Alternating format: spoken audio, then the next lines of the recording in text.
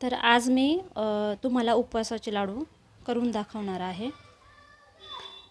तर त्याच्यासाठी इथं मी शेंगदाणे घेतलेले आहे अर्धा किलो आणि इथं पावशेर हा गूळ घेतलेला आहे. 500 ग्रॅम शेंगदाणे, 250 ग्रॅम गूळ घेतलेला आहे.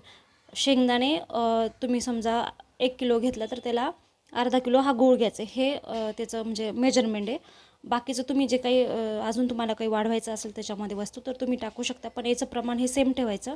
आता इथं मी अर्धा किलो शेंगदाणे तर पावशेर हा गूळ घेतलेला आहे आणि 1 वाटी काजू, बदाम आणि खारीक पावडर घेतलेली आहे. तर तुम्हाला जर गूळ जर नसेल वापरायचं तर तुम्ही जे आपले खजूर असतात ते पण तुम्ही वापरू शकता त्याच्यामध्ये.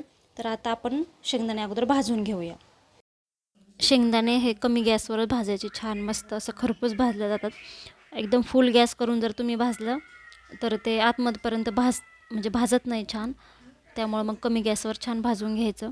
जोपर्यंत शेंगदाण्याची वरची साल निघत नाही तोपर्यंत म्हणजे समजून जायचं. साल निघाली म्हणजे समजून जायचं की आपला शेंगदाणा छान भाजलेला आहे म्हणून. आता मी हे 2 बॅचमध्ये छान भाजून घेतले आणि थंड करायला ठेवले. मग नंतर आपल्याला आता काजू बदाम पण भाजून घ्यायचे होते. तर मी अगोदर बदाम भाजून घेतलेले होते. त्याच्यात थोडंसं तूप टाकायचं. जर तुम्हाला तूप नसेल टाकायचं तर तुम्ही फक्त बदामही भाजू शकता. पण तुपामुळं एक छान पण टेस्ट येते आपल्या लाडूला. त्यामुळं मग हे छान भाजून घ्यायचं व्यवस्थित. हे पण कमी गॅसवरच भाजायचं. जास्त फुल गॅस केला तर तुमचे काजू किंवा बदाम हे जळून जाऊ शकतात, करपू शकतात. मग ते टेस्ट खूप वेगळी लागते त्यामुळं. आणि आता तुम्हाला अजून काही अक्रोड वगैरे घ्यायचे असेल किंवा मखाना घ्यायचा असेल तर तुम्ही नक्कीच याच्यामध्ये ते ॲड करू शकतात. फक्त छान असं भाजून घ्यायचं त्याला आणि पावडर करून आपण त्याचे लाडू बनवू शकतो. तर हे बघा, इथं मी आता छान त्याचं साल काढून घेतले. पूर्ण साल मी काढलेलं नाही आहे, थोडीशी पण काढलेली आहे, काही ठेवलेले आहे त्याला. तुम्हाला हवं तर तुम्ही पूर्ण काढू शकता. छान मिक्सरमधून त्याची बारीक अशी पूड करतो आपण तशा पद्धतीने करून घ्यायची.